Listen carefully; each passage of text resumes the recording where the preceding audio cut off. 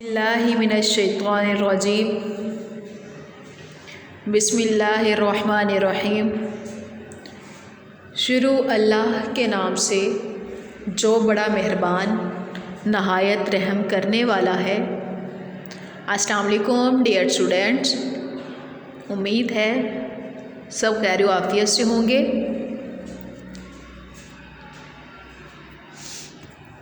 मैं हूँ आपकी साइंस टीचर।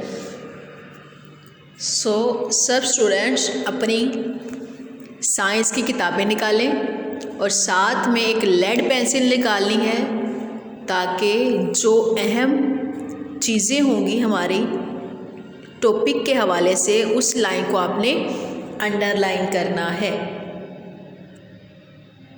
यूनिट 1 जी, आज हम पढ़ने जा रहे हैं यूनिट 1। हमारे यूनिट 1 का नाम है जानदारों की जमात बंदी।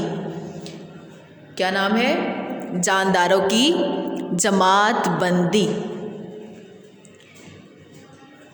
यहाँ पे सामने एनिमल्स बने आपको दिखाई दे रहे होंगे, प्लांट्स बने हैं, birds, insects, fishes and bacteria. ये जितनी चीज़ें यहाँ पे आपको दिखाई दे रही हैं, आपको इससे अंदाज़ा हो रहा होगा कि हर एनिमल्स को, प्लांट्स को, बर्ड्स को एक अलग अलग ग्रुप में रखा गया है। आज हमारा बेसिकली टॉपिक का नाम भी यही है, जानदारों की जमात बंदी। क्या नाम है? जानदारों की जमात बंदी।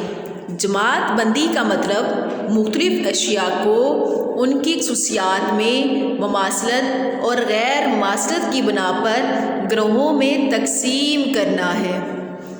आई रिपीट दिस अगेन। जमात बंदी का मतलब मुख्तलिफ अशिया को उनकी खसूसियात में ममासलत और गैर ममासलत की बिना पर ग्रोहों में तकसीम करना है। आई होप आपको इतनी समझ आई होगी कि ममासलत और गैर ममासलत का मतलब, ममासलत मतलब एक जैसी और गैर ममासलत मतलब मुख्तलिफ। यहाँ पे नीचे कुछ एग्जाम्पल्स शो करवाई जाएंगी आपको। कैल्ट्री, कैल्ट्री यानी कांटे, चम्मच, छुरी। सेकंड पे है कुतब, कुतब मीन्स किताबें। उसके बाद है फ्रूट्स, फ्रूट्स मतलब फल।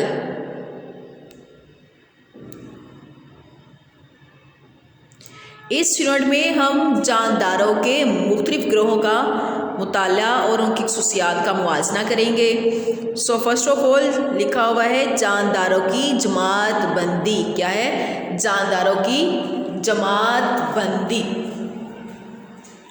इस दुनिया में करोड़ों की तादाद में जानदार पाए जाते हैं। कितनी तादाद में? करोड़ों की तादाद में। इस दुनिया में करोड़ों की तादाद में जानदार पाए जाते हैं। साइंसदानों ने इन्हें मुख्तलिफ ग्रोहों में तकसीम कर दिया है। साइंसदानों ने इन्हें मुख्तलिफ ग्रोहों में तकसीम कर दिया है।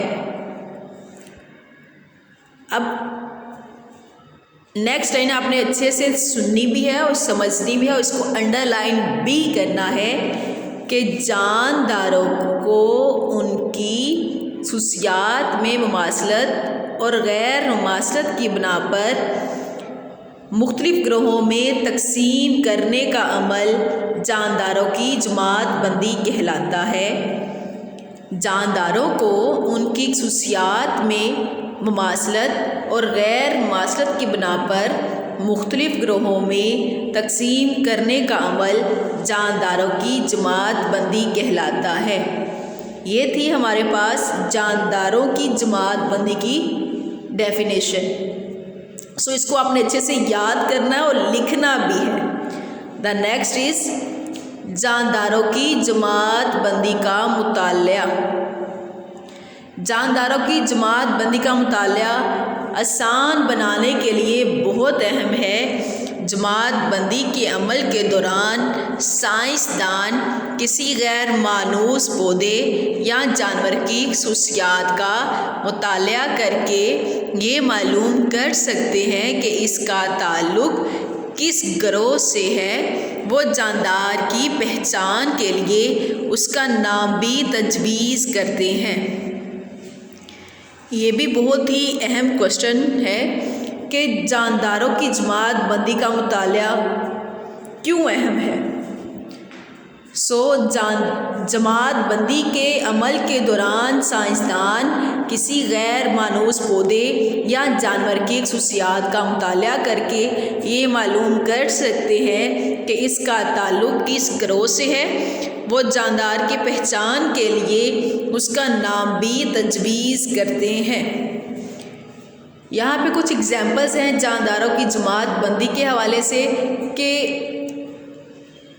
किस तरह जानवरों, परिंदों, फ्रूट्स, हर चीज़ को अलग अलग ग्रुप में रखा जाता है।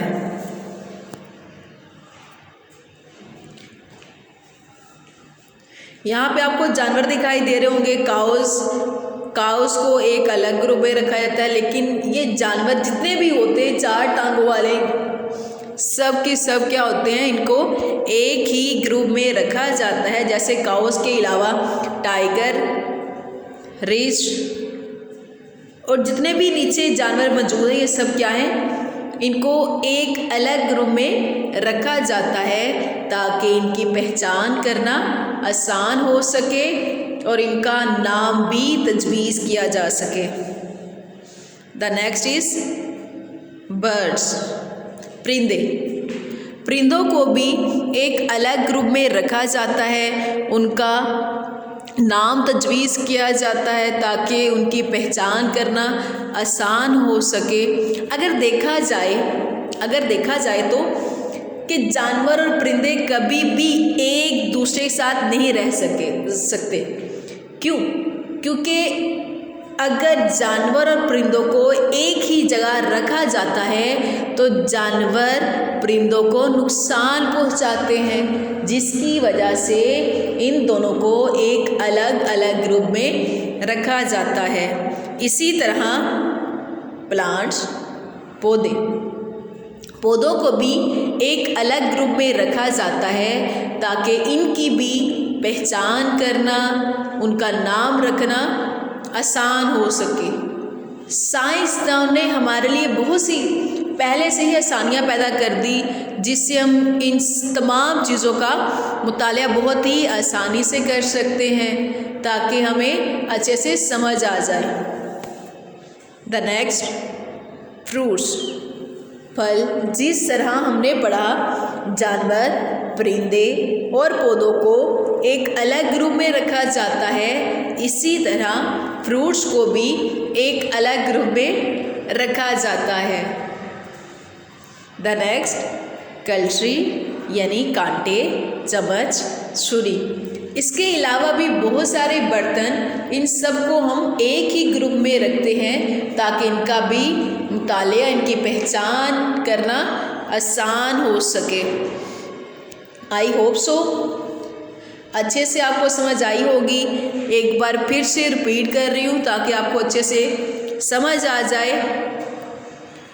हमने इसमें 2 डेफिनेशंस पढ़ी आज। वो कौन सी? एक, जानदारों की जमात बंदी की तारीफ, और वो क्या थी?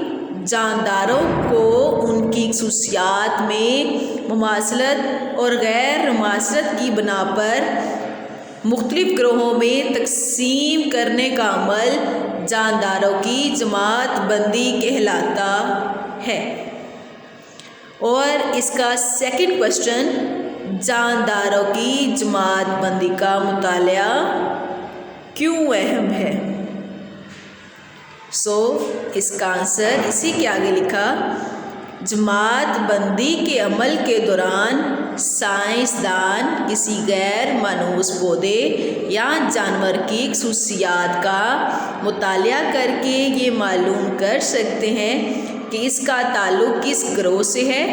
वो जानदार की पहचान के लिए उसका नाम भी तजवीज़ करते हैं।